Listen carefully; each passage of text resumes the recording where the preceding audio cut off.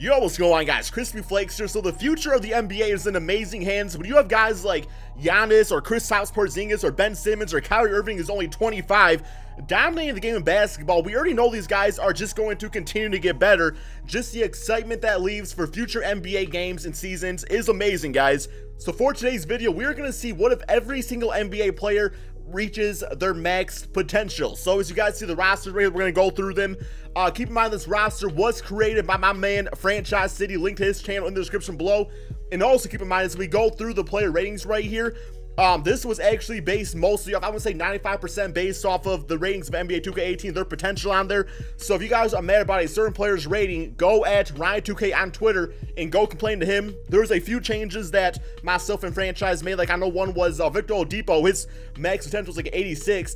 He's looking at me like a lower 90 overall player based off his performance on the Indiana Pacers. But here's the 76ers, 97 overall Ben Simmons. You got Joel Embiid who's beasting. Markelle Fultz, like, I know he's been injured all season, but that does not mean he's not going to be a great NBA player. I mean, Ben Simmons was injured. So was Joel Embiid. Both those guys was injured both their first NBA season. So Markelle Fultz, the verdict is still out on him. The Milwaukee Bucks, this team is going to be something special, guys. Giannis just duked it out versus LeBron James and got the W. But I need to know from you guys in the comment section below, if Giannis reaches max potential, do you think he will be a better player than Kevin Durant? Because to me, LeBron James is like the go-to small forwards.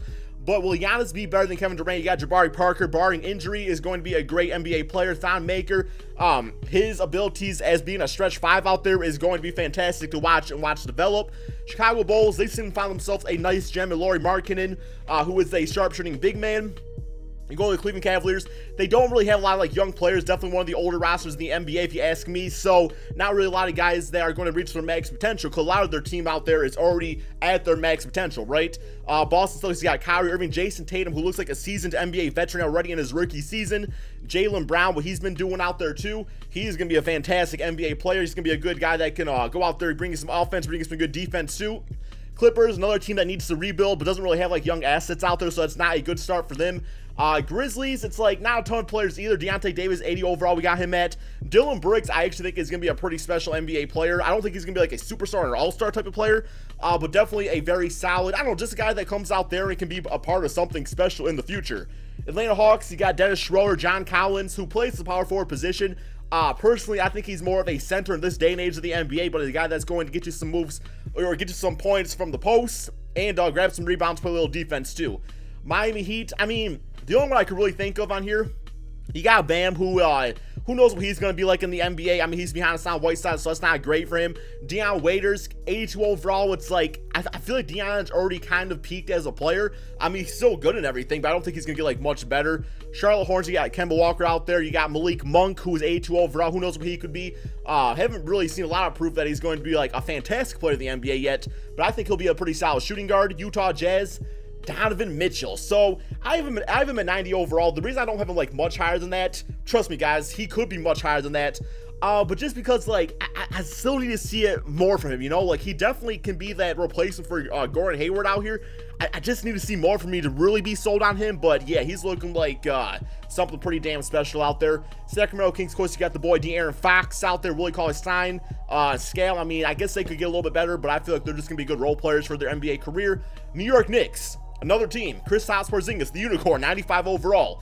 Looking like he is going to potentially be, actually, man, would you say that right now in the NBA, he is the best power forward? I can't really think who, I mean, there's probably somebody out there that I'm not thinking of, but yeah, I'd probably say Kristaps is already the best power forward in the NBA. Ntilikina, based off his production, what I've seen him do in the NBA, like, his ability to play some great defense out there. I mean, he's 6'5", he's got the length for it, can knock down the jump shots, can be a good playmaker. He's going to be nice. Tim Hardaway Jr., looking like he's about a mid-80s overall shooting guard for his NBA career when he reaches max potential.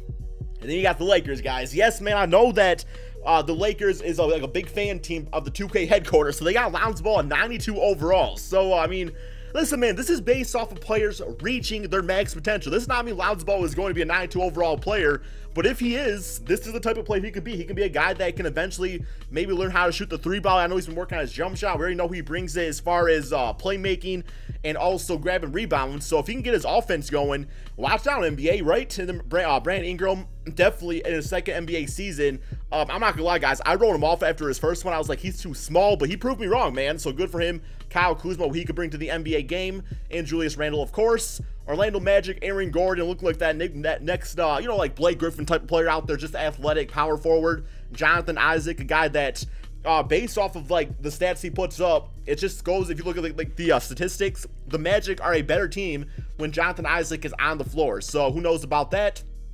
Dallas Mavericks, Dennis Smith Jr. looking like he's going to be like, you know, maybe a top 12, I'd probably say a top 12 point guard in the NBA. Based off the other guys that are in it, of course, he could probably be top 10 eventually too. It's just based off some of the other guys. Brooklyn Nets, you got that D'Lo, Jahlil Okafor little duo right there. Denver Nuggets, I mean, you got Jamal Murray, Gary Harris. I actually think Gary Harris could probably be rated a little bit higher, but at the same time, he's not really like shown proof that he's going to be better than that. So I'm kind of okay with that rating, I suppose, based off 2K, by the way. Indiana Pacers, this is one where Oladipo was rated like 86. I was like, no, man, he's looking like the next Paul George out there. Like, he is the Paul George of the Indiana Pacers, that next great shooting guard, small forward type of player. 91 overall. Like, I can totally see him doing something like that. Miles Turner, I think, is only going to get better. Also, Pelicans, not a lot of young talent out there outside of Anthony Davis, who's already kind of at his max potential. I guess, yeah, he could probably be like a 96, 97 down the road, but he's already dominating the game, right? Pistons, you got Luke Kennard, who is a good shooting guard out there. I don't know, man, like, I don't ever expect him to be like a takeover type of player. I definitely think he could be a starter in the NBA.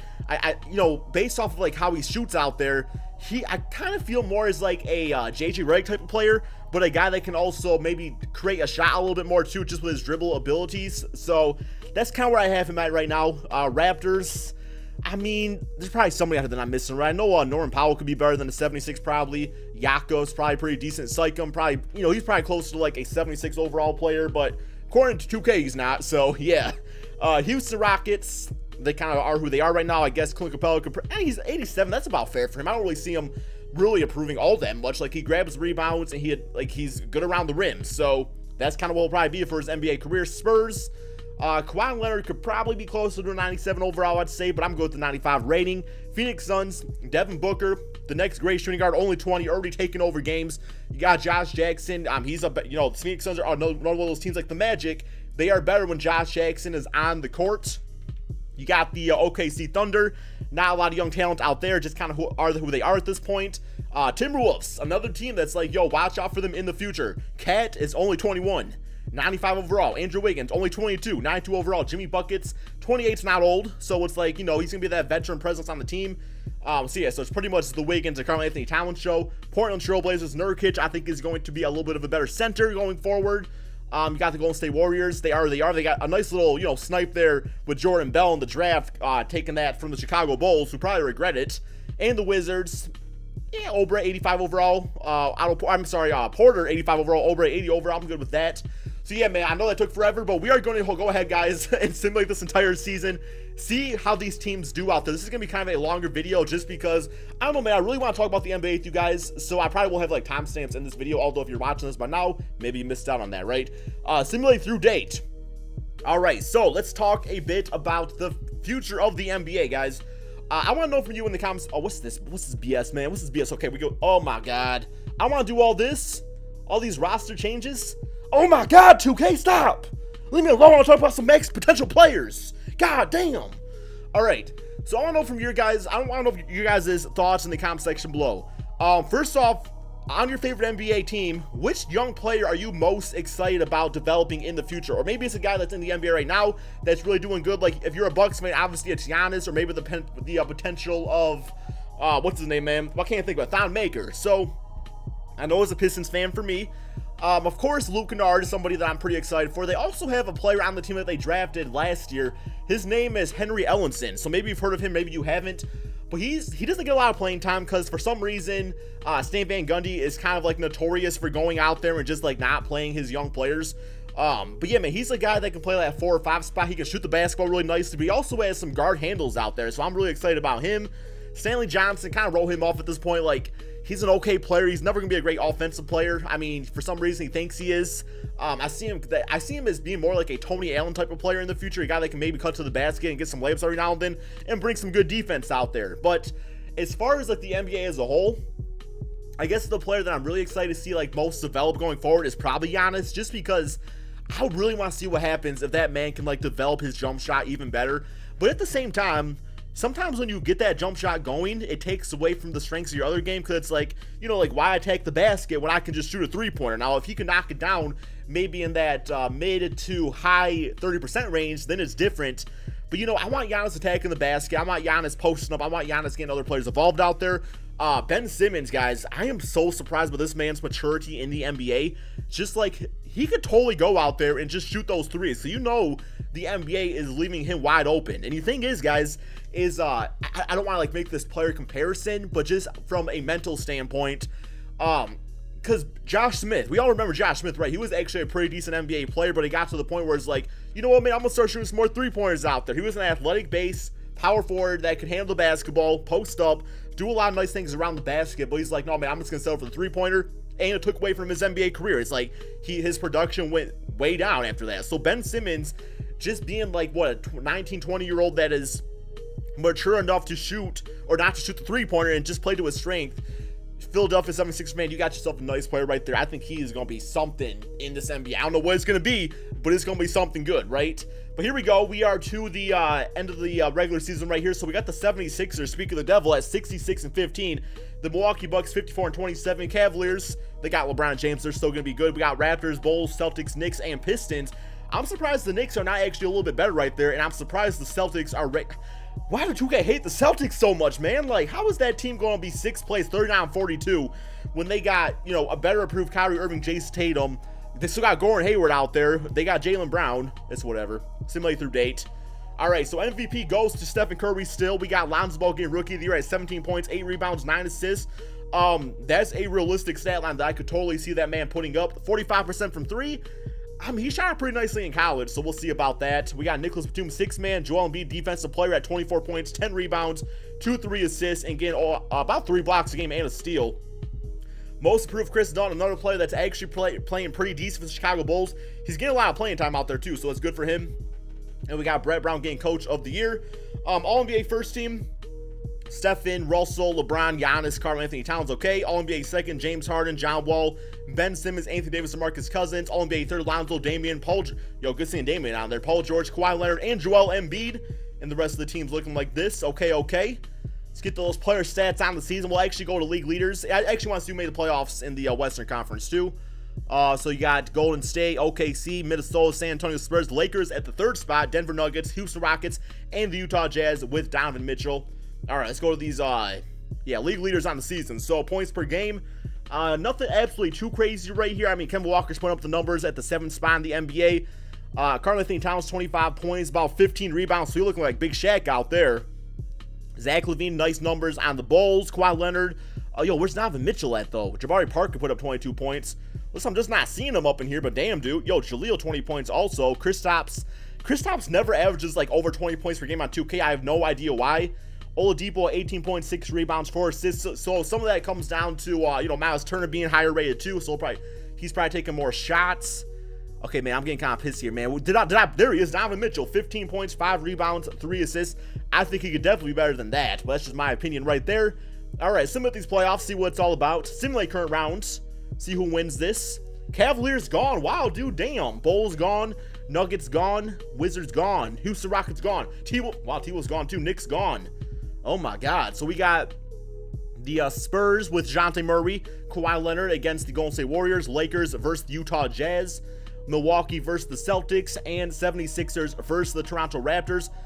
Simulate current rounds. Utah Jazz gone. Spurs gone. Raptors gone. Celtics gone. Okay, so we got 76ers, Milwaukee Bucks, Golden State, and the Lakers in the conference finals. I mean, besides for the Warriors, I think that's actually a good sample size of NBA teams that their future is really bright. I mean, I think, I guess the one I would replace here is probably the Warriors with the Minnesota Timberwolves, just because, look, I was thinking about them earlier. But yeah, man, definitely a good representation. Simulate current rounds.